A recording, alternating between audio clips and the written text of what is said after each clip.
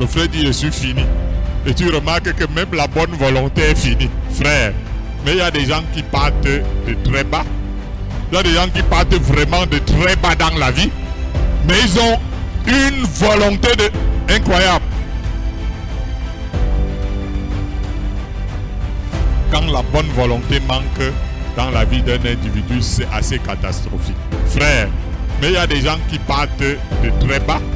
Mais ils ont une volonté incroyable. Or, celui qui est zélé va stimuler les autres. Celui qui est zélé va stimuler les autres. Lorsqu'on est zélé, on va provoquer chez les autres l'envie. Alléluia. On va provoquer l'envie. L'apôtre Paul dit que Jésus s'est donné pour se faire un peuple qui lui appartient. Un peuple purifié et zélé pour de bonnes œuvres. C'est ce que Pierre dit.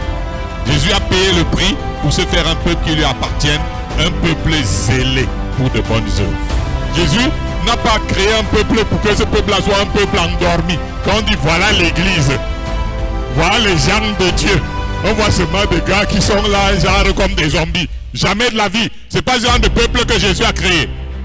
Il a créé un peuple zélé pour de bonnes œuvres. Voyez-vous? Les œuvres.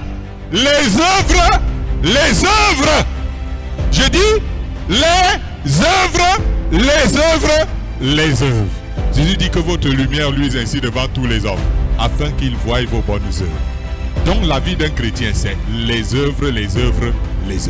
Jacques dit dans son épître, montre-moi la foi sans les œuvres, et moi je te montrerai ma foi par les œuvres. Si quelqu'un dit qu'il a la foi et qu'il n'a pas les œuvres, sa foi est comment? Morte. Où sont donc tes œuvres?